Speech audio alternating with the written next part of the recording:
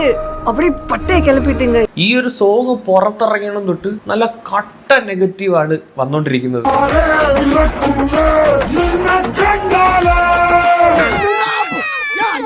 ഇതൊരു കലക്കും ഇതോ വരികൾ കൊള്ളാം, നല്ല കവിത. പക്ഷേ സത്യം പറഞ്ഞ ബോറടിച്ചു. കുട്ടി നിർത്തി കുടിക്കൂ, എന്നാലല്ലേ സിരത്തിൽ കയറാതിരിക്കൂ. ഹൈപ്പ് നിൽക്കുന്ന ഒരു പടം ഇപ്പൊ ഇങ്ങനൊരു സോങ് കൂടെ പുറത്തിറങ്ങിയപ്പോഴത്തേക്ക് കട്ട നെഗറ്റീവ്. എന്തിനാടാ ദിനേശ നാട്ടുകാരെ ചിരിപ്പിക്കാൻ വേണ്ടി ഇങ്ങനെ ഓരോന്ന് ചെയ്ത് കൂട്ടുന്നത്? ഞാൻ നന്നായിട്ട് പാടും. ഞാൻ പാടിക്കോട്ടെ മാഷേ. ശരി, പക്ഷേ പാടിക്കോട്ടെ മാഷേ. ഉണ്ണി പാടിക്കോട്ടെ. അവര് പറയണ കേട്ടോ, ഞാൻ പാടാം.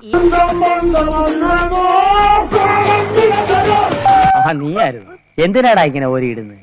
ഞാൻ കോമഡി ഫീൽ ചെയ്യാതിരിക്കാൻ വേണ്ടി തന്നെയാ കട്ട ബാസിൽ സംസാരിക്കുന്നത്. നീ ഇങ്ങനെയൊക്കെ സംസാരിക്കുന്നത് തന്നെയാണ് ഏറ്റവും വലിയ കോമഡി.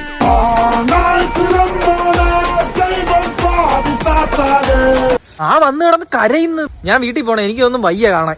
ഏത് ഗുളിയം കയറിയ സമയത്താടോ ഞാൻ ഈ സിനിമ എടുത്ത് തലേ വെച്ചത്.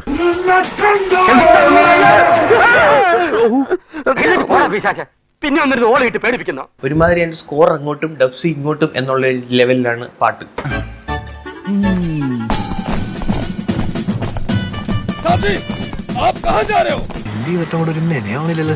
മൊത്തം പൊളിക്കേണ്ടി വരും. പൂപ്പൽ പിടിച്ച കാസറ്റ് ഇട്ട് കേൾക്കുന്ന പോലെ തോന്നിയത് എനിക്ക് മാത്രമാണ്.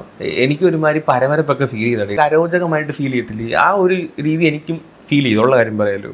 അവശകനാ നീ ഇനി പാടണ്ടേട്ടാ. ഇത് ചതിയാണ്. ഇതെന്റെ ജീവിത പ്രശ്നമാണ്, സഹായിക്കണം.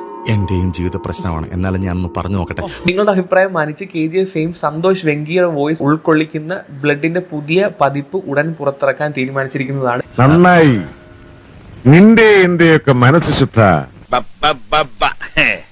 കേട്ടോ